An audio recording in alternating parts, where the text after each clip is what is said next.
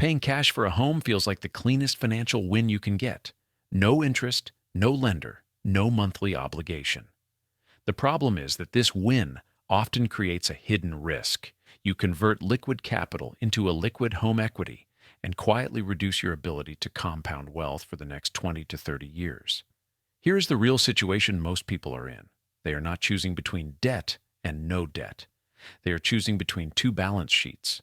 One balance sheet keeps a large pool of investable assets working in diversified markets.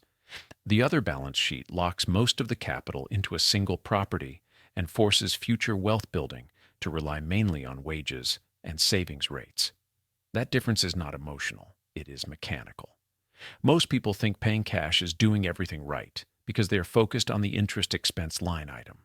They see a mortgage rate, say 6%, and assume avoiding it is automatically the best return they can get. What they miss is the opportunity cost of pulling a large amount of money out of a productive portfolio and putting it into an asset that does not generate cash flow. Let's make it concrete with a straightforward US example. Assume you have $500,000 available and want a $500,000 home. Option 1, pay cash. You move $500,000 from investable assets into home equity. Your investable portfolio drops by $500,000 immediately. Option 2, put 20% down and take a 30-year mortgage on the rest. You put down $100,000 and keep $400,000 invested. You now have a monthly mortgage payment, but you also preserve a large, diversified asset base. Now look at the long-term consequence of that one decision, whether your $400,000 stays invested. If $400,000 compounds at 7% nominal over 30 years, it becomes roughly $3.0 million, because 1.07 to the power of 30 is about 7.6, and $400,000 times 7.6 is approximately $3.0 million. That is not a promise. It is a planning illustration of what compounding does over long horizons. In the cash buy scenario, that $400,000 is not compounding because it no longer exists as an investable asset. You can still invest later from your income, but you've removed a major engine of compounding at the point when time is most valuable. This is where the common thinking fails. People evaluate the decision as, how much interest will I pay, rather than, what does this choice do to my long-term net worth and liquidity? Interest cost is visible and monthly. Opportunity cost is invisible and cumulative. There's also a second-order effect, liquidity and flexibility. A paid-off house is not a liquid asset.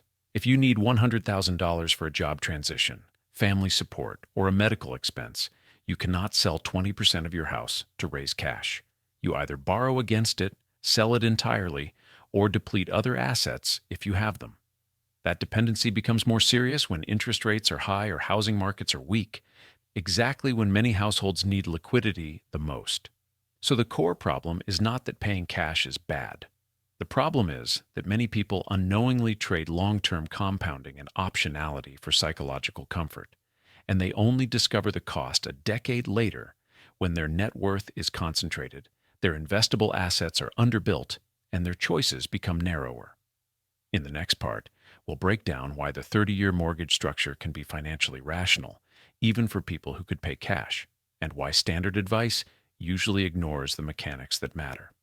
This problem persists because most households don't run their finances as a portfolio problem.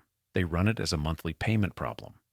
When people decide to pay cash, the decision is usually driven by one dominant objective: eliminate the mortgage payment. That objective is understandable, but it often overrides the long-term mechanics that actually determine wealth: compounding, diversification, and liquidity. There are 3 structural reasons this happens. First, income structure. Most people build wealth from employment income, and employment income is not stable in a clean, predictable way over 30 years. Careers have interruptions: layoffs, illness, burnout, caregiving, relocations, industry shifts.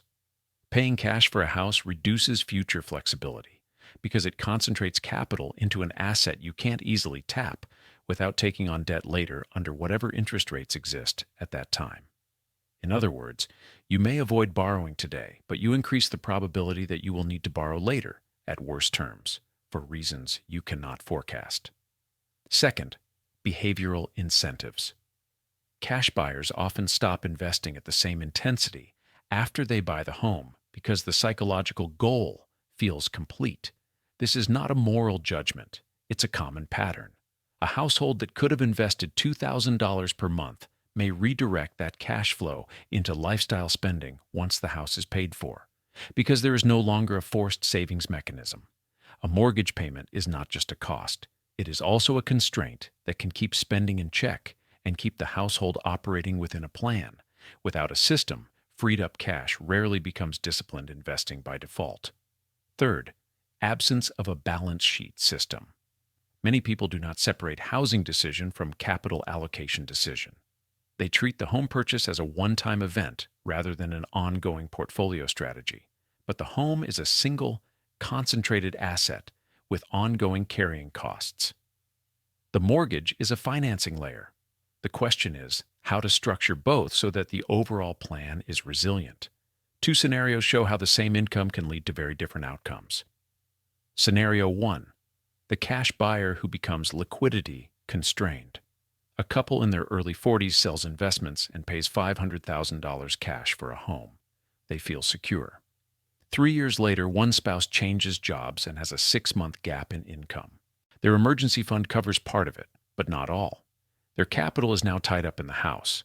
Their options are draw down remaining investments, now smaller, take a home equity loan or HELOC at current rates, or sell the property. Even if they have net worth, their usable cash is limited. The house solved the mortgage payment, but it created a liquidity dependency when life got unstable. Scenario 2. The mortgage holder who keeps the portfolio intact. Another couple buys the same home with 20% down and keeps $400,000 invested. They have a mortgage payment, but they also have a liquid portfolio.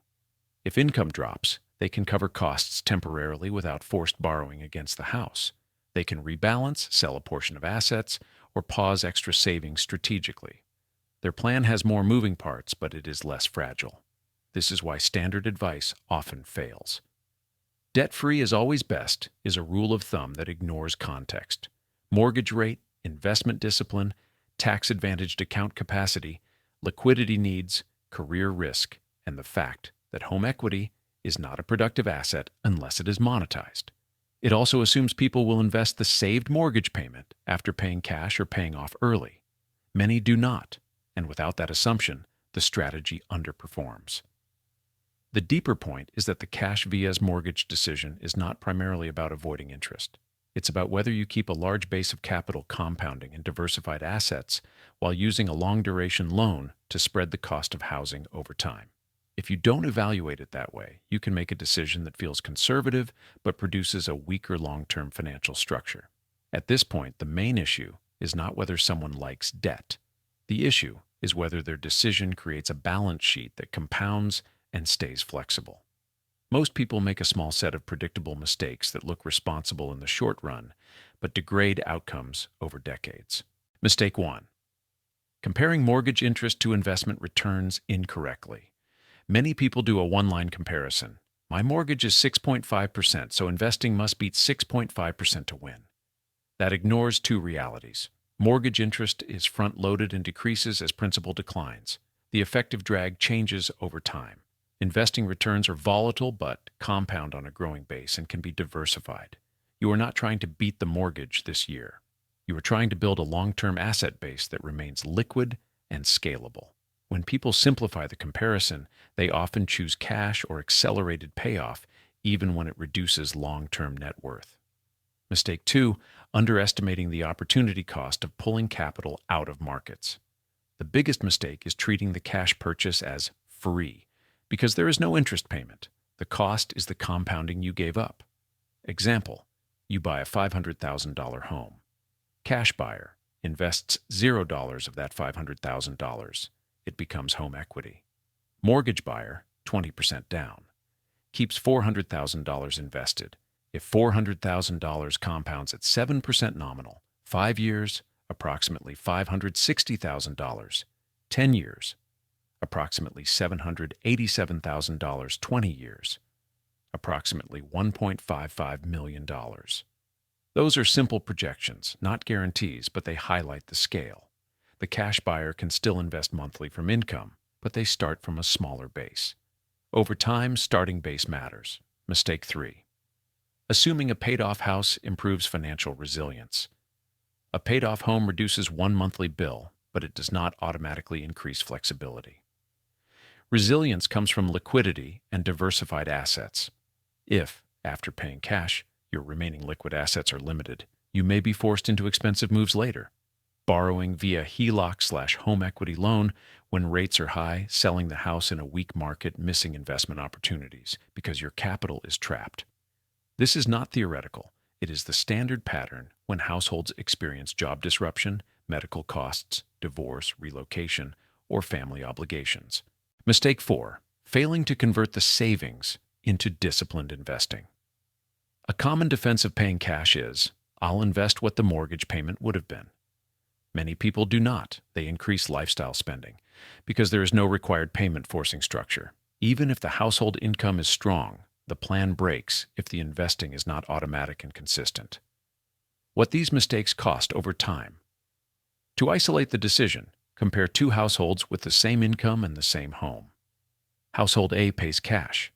Household B puts 20% down, keeps $400,000 invested, and makes the mortgage payment.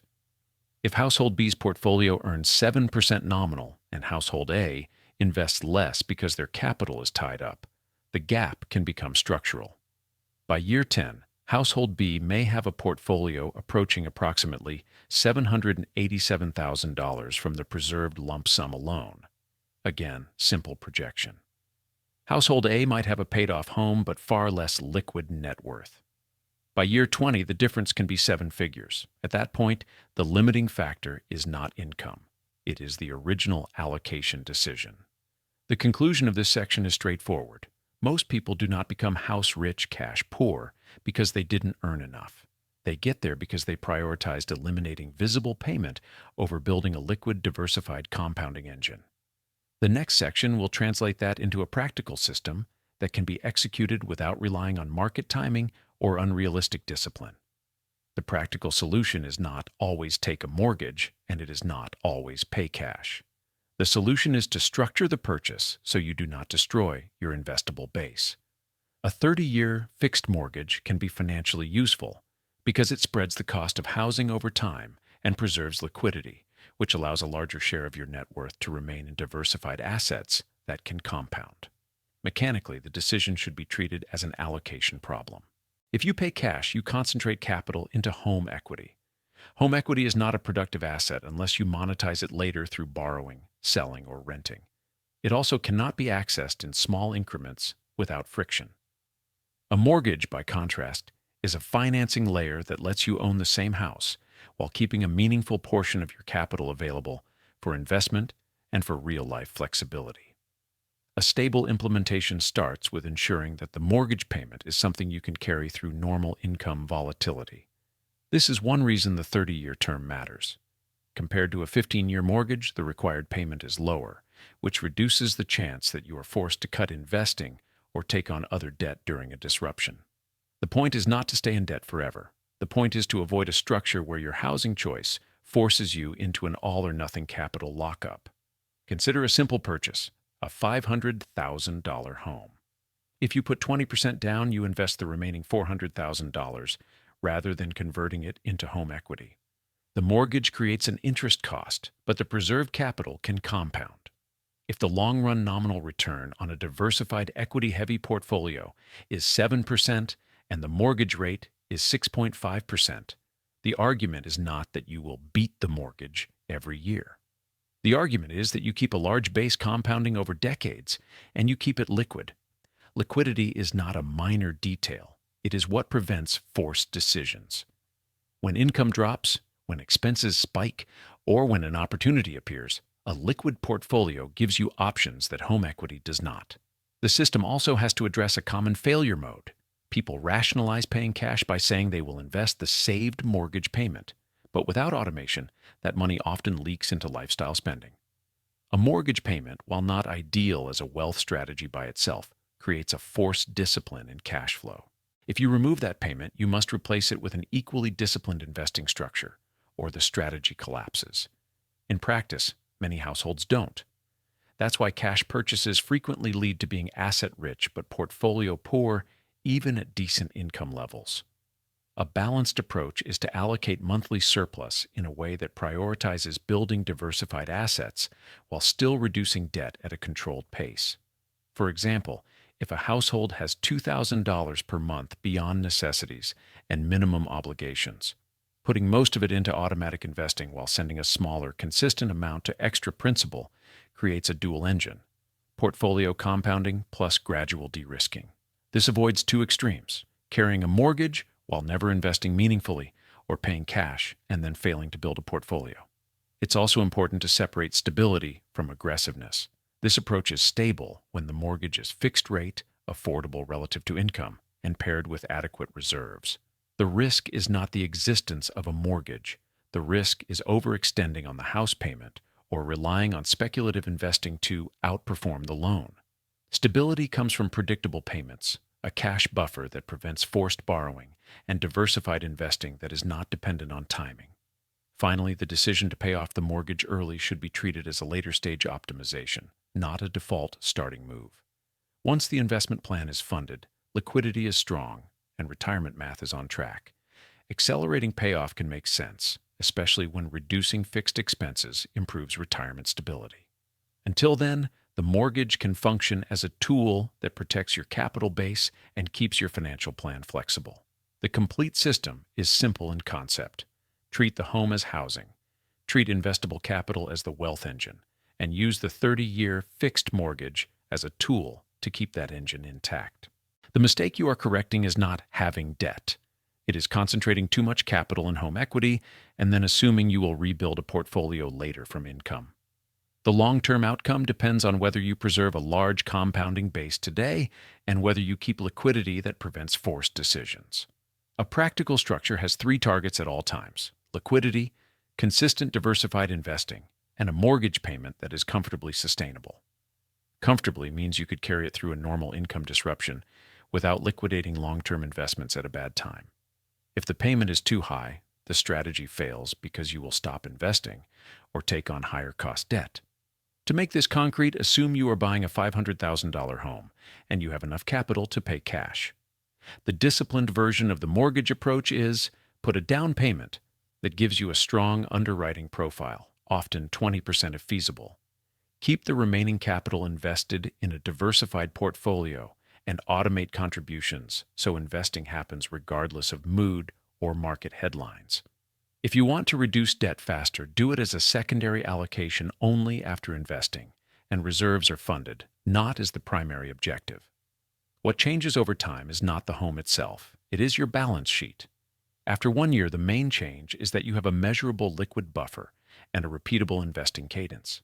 That reduces the probability that a job change, medical cost, or family obligation forces you into a HELOC or a rushed sale. Your net worth is already less concentrated than it would be under a cash purchase because you still hold a meaningful investable portfolio alongside home equity. After 5 years, the difference becomes structural. If you preserved $400,000 to invest and the portfolio compounds in a reasonable range, you are no longer dependent on home equity as your only major asset. You can fund large expenses from liquid assets if needed, and you can adjust strategy without needing permission from interest rates or the housing market. At this point, even if real estate prices stagnate, your plan still works because your portfolio is doing the compounding work. After 10 years, the system starts to create genuine optionality. A diversified portfolio that has compounded for a decade can cover multiple years of expenses. If required, allow you to take career risk or give you the ability to reduce work hours without touching the house. You also have the option to accelerate mortgage payoff later from a position of strength. Importantly, this optionality comes from liquid assets, not from the headline number of home equity. What to do right now is straightforward and does not require forecasting the market. First, calculate your post-purchase liquidity position in months of essential expenses. If paying cash would drop you below a reasonable buffer, that is a clear signal that cash is not the safer move. Second, stress test the 30-year payment against conservative income scenarios. if you cannot carry it with reduced income, the house is too expensive, or the down payment is too small. Third, set an automatic monthly investment amount that you treat as non-negotiable, the same way people treat a bill. Fourth, decide in advance how you will allocate surplus cash flow. Prioritize investing until retirement projections are on track, then add controlled extra principal if it improves long-term stability. The conclusion is specific. A 30-year fixed mortgage can make you richer than paying cash when it preserves a large invested base, maintains liquidity, and keeps the plan resilient through real-life disruptions. Paying cash can be rational in certain cases, but it is not automatically the safe option if it concentrates your wealth and reduces your ability to compound. The correct outcome comes from the structure, not from the label attached to the decision.